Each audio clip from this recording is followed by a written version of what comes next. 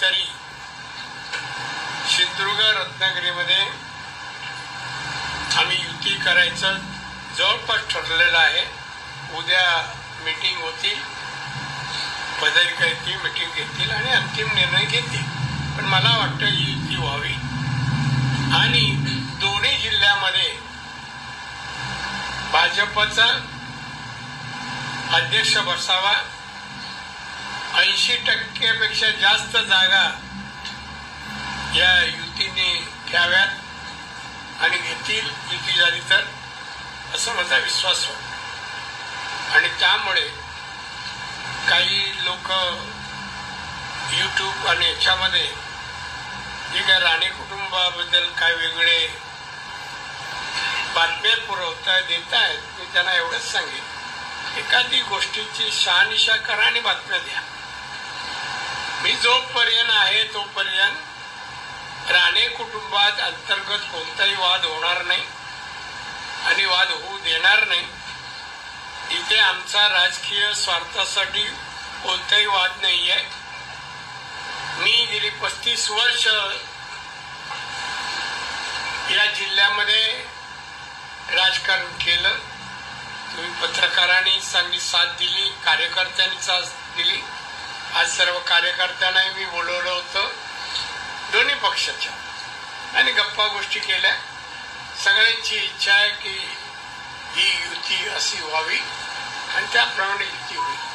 आता आपल्याला या संबंधी काय विचारायचं असेल कोणत्याही बाबतीमध्ये तर आपण विचारावं. पालकमंत्री म्हणाले होते की सिंधुदुर्गाच्या ज्या निवडणुकांच्या स्वबळावरती लढवतात. पालकमंत्री अंतिम निर्णय नाहीये, पक्ष आहे. रवींद्र चव्हाण नारायण राणे खासदार आहे. माझं मत असं असं आहे, माझं मत असं, कारण दोन्ही पक्षाचे कार्यकर्ते आज युतीमध्ये आघाडीमध्ये एकत्र काम करतायत. विधानसभेची लोकसभेची निवडणूक एकत्र लढवली आणि मग इथे आता असं काय झालं की असावी, कोणाला वाटतं म्हणून नाही. वास्तव निवडणुका जास्त जागा कोण निवडून आणणार, दोन्ही ठिकाणी अध्यक्ष कोण कसा बसेल, आपला कसा बसेल हे पाहिलं पाहिजे बीजेपीने. आणि चव्हाणांनी आणि पालकमंत्र्यांनी जरा विचारपूस बैठक घेऊन विचारपूस करावी.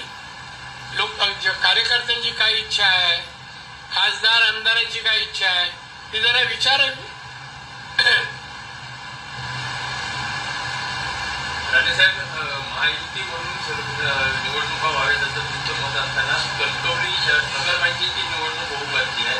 कणकवली शहरामध्ये भाजपकडून सध्या सगळे नलावडे यांचं नाव चर्चेत आहे. तर संभाव्य होऊ घातलेली महायुती, होऊ घातलेली जी युती आहे ही शिवसेना, शिंदे शिवसेना आणि ठाकरेगड यांची युतीच्या बाबत चर्चा होते आणि शहर विकास आघाडीच्या माध्यमातून एकत्र येण्याचे प्रयत्न होते. राजन तेली यांनी याला दुजोरा दिला, त्याबाबत आपलं काय? नाही, माझ्या मते तसं जर करेल तर आम्ही एकनाथ शिंदे शिवसेनेची या 2 जिल्ह्यात तरी संबंधित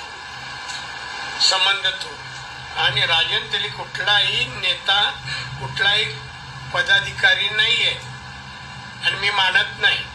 2 माणसांना मी बीजेपीशी संबंध मानत नाही. एक तो परब, पहिलं नाव मला विशाल आणि दुसरं राजन तेली. हे कुठल्याही प्रकारे कुठल्याही म्हणणं यांचं मी ग्राह्य धरणार नाही आणि यांना विरोधच करेन. त्यांनी राजन तेली यांनी अशी पण भूमिका मांडली आहे की पक्षाच्या वरिष्ठांकडे आम्ही जसा कणकवली शहरातील प्रतिष्ठित नागरिक व काही स्वयंसेवी संस्था यांच्या माध्यमातून प्रतिष्ठित नागरिकांना मी स्वतः राजन बसत नाही ना, मग काहीतरी स्वतः प्रतिष्ठा पाहिजे ना. सगळ्यांनी टाकून दिलेलं काय एकनाथ शिंदे का जमा करतोय माहित नाही, मी भेटला काही सांगेन.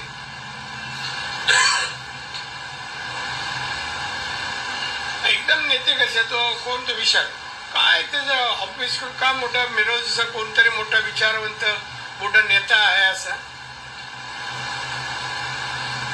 त्यांनी कमी नाही ना टीका केली आहे बीजेपीवर. तो जरा भेटू दे मग तुम्हाला कळेल. कुठेही भेटू दे, त्याच्या ऑफिसमध्ये असला तरी तुम्हाला ब्रेकिंग न्यूज मिळेल. वाचवायला कोणी येऊ दे. कुडाळ मालवण मतदारसंघामध्ये जे पुत्र निलेश राणे आमदार आहेत तर त्या मतदारसंघाबाबत युती संदर्भात आपली काय भूमिका? मी सांगितलं युती व्हावीच म्हणतो मी जिल्ह्यात, त्या मतदारसंघ नाही जिल्ह्यात व्हा.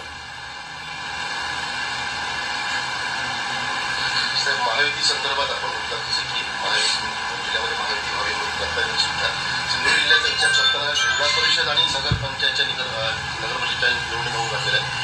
जागा वाटपात काही फॉर्म्युला ठरलाय का? नाही, उद्या थोरला भाऊ भाजप असणार आहे सिंधुदुर्ग जिल्ह्यामध्ये त्या अनुषंगाने. थोरला भाऊ असं मोठा नाही, मुख्यमंत्री आमचे आहेत, बीजेपी मोठा पक्ष आहे, त्यामुळे थोरला भाऊ ते उद्या ठरवतील. मी आज जाणार संध्याकाळी, उद्या ठरवतील फॉर्म्युला जेव्हा माझ्याकडे येईल तर मी विचार करेन त्याच्याबद्दल.